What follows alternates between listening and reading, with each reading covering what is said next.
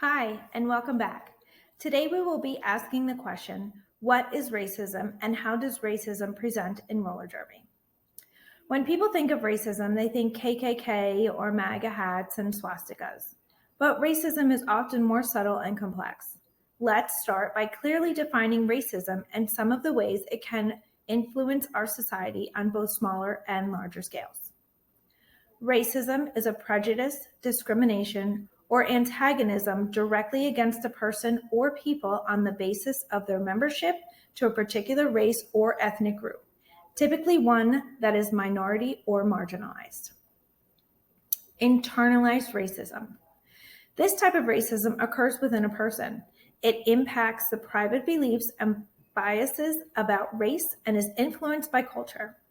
This type of racism presents in many ways, including being prejudiced towards people of a race, skin tone, also known as colorism, or physical features related to ethnic diversities. Examples of this include hair texture or body shape. It also impacts how a person of color feels about themselves. They may use internalized racism to move away from cultural norms associated with their race or ethnicity. An example of this is using a white-sounding nickname instead of their given name or believing that elevated incarceration rates are the direct result of poor parenting instead of structural or institutional racism. When racism occurs between two or more people, that is called interpersonal racism.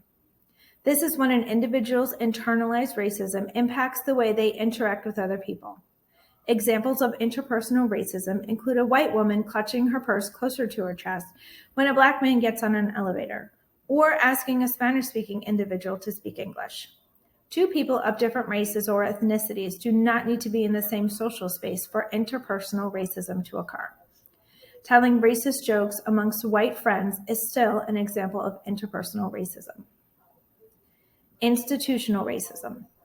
This occurs when policies and practices of individual institutions, medical facilities, schools, workplaces, sports, produce racially inequitable outcomes. These outcomes, whether intentional or unintentional, chronically favor white people and disadvantage people of color. Creating school attendance boundaries that exclude neighborhoods that are predominantly Black, this is known as redlining, is an example of a school district using institutional racism in its zoning practices. Systemic racism. Systemic racism is a racial bias that exists across institutions and society and from one generation to the next. Systemic racism occurs because policies and practices are so deeply embedded, they are camouflaged as tradition or culture. In reality, these policies have become self-perpetuating forms of discrimination that affect every sector of society. An example of structural racism is the fact that Black and brown people are significantly less likely to receive pain medications in the emergency room than their white counterparts. The idea that Black and brown people feel less pain can be traced back to the racist and erroneous beliefs from the 1800s or earlier. Yet, this belief still harms Black and brown people in our modern healthcare system in 2023. As you can see, racism is more complicated and pervasive than many white people in the United States believe. When we are unable to escape systems and institutions that perpetuate racism, it's not surprising that racism is a part of the roller derby community. You may be asking, how do these systems of racism appear in the roller derby community? Racism exists throughout roller derby, from within our own league to leagues across the world. The roller derby community is a microcosm of the larger communities we live in. Racism exists within ourselves, our individual communities, and the countries we live in. Whether we intend to or not, we bring that into the roller derby space. Many of the ways racism occurs in roller derby are more subtle or nuanced. For clarity, nuance is defined as a subtle difference in or shade of meaning, expression, or sound. Nuances can be hard to identify. These nuances, also known as covert racism or microaggressions, can be just as harmful or blatant as overt, but not getting overlooked, ignored, justified are far more often. Some examples of covert racism or microaggressions include making an assumption about a league mate's life based on skin tone, touching a league mate's hair without permission, or not including advertisements in other languages in your community. More than a quarter of Floridians speak Spanish, yet our league only offers social media content in English. Take a moment to pause the video and read the examples given for overt, easy to identify racism, and covert, harder to identify forms of racism. Not only do Black, Indigenous, and Latina people face discrimination, but so do Jewish and Muslim participants.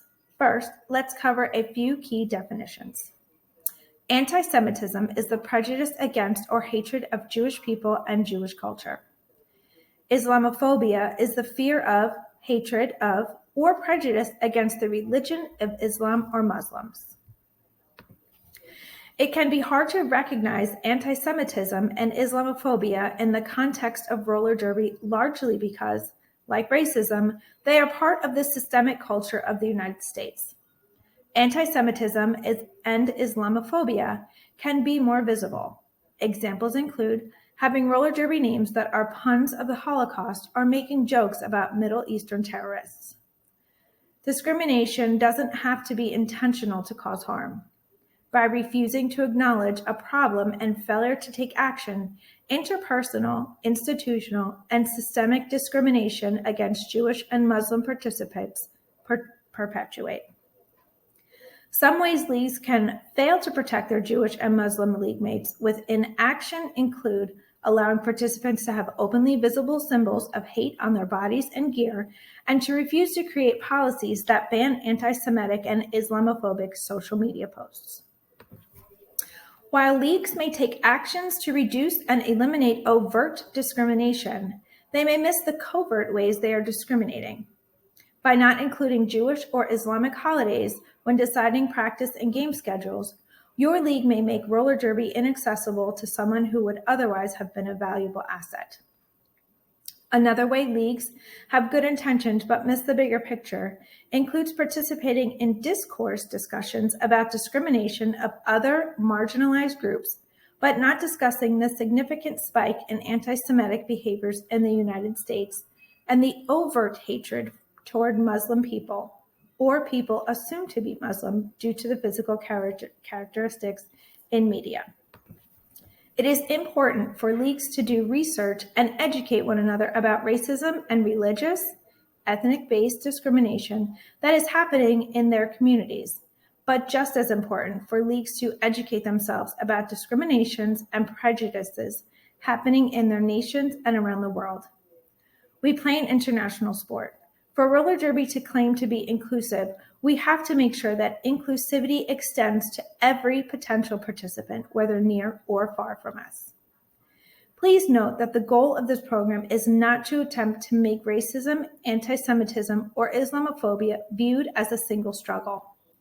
While there are intersectional and overlapping discriminations, we understand that the individual groups face circumstances that are distinctly unique and complex, and we encourage those participating in this program to spend time learning about each unique group to better understand and support each of them. Now that we know the different ways racism, anti-Semitism, and Islamophobia can present in our community, let's discover some of the direct impacts they have on our sport. First and foremost, a loss of humanity. Leagues that do not challenge discrimination and roller derby perpetuate the ideologies of white supremacy that view BIPOC/API/Jewish/Muslim people as less than fully human. By failing to challenge discrimination within the league, leagues are telling their marginalized members, my comfort is more important than your safety and humanity. Loss of leadership. Leagues that do not challenge discrimination in roller derby will lose coaches, board members, committee members, captains, and other individuals on the team who support, uplift, empower, and inspire and develop others' skills. Loss of wisdom. Leagues that do not challenge discrimination in roller derby will lose the knowledge, wisdom, guidance, and innovation of those who carry years of experience. Loss of talent. Leagues that do not challenge discrimination in roller derby will lose the skills of participants who contribute to the success of the team. From winning a bout to designing advertisements to organizing league events, that talent will move to places they are valued and respected. Loss of growth. Leagues that do not challenge discrimination in roller derby create an unsustainable environment. They will lose both their BIPOC, API, Jewish, Muslim league mates and white allies who refuse to remain in spaces that perpetuate harm. Not only do they lose current league mates, but also the potential future league mates that both these individuals would have recruited. Loss of friendships. Leagues that do not challenge discrimination in roller derby will destroy friendships within the league. Harmed members will practice self-efficacy and make difficult decisions about whether they want to keep friendships with people who fail to act when injustices occur. League members who are allies will have to pick between supporting their friends and continuing to play for a league that does not respect, value, or support their members. Failure to address racism and antisemitism in roller derby will ultimately break down leagues and perpetuate divisiveness in roller derby community. It will continue to cause harm to our friends, league mates, and communities. But there is hope. In the next video, we will cover tangible, actionable things leagues can do to create change. We look forward to sharing those with you.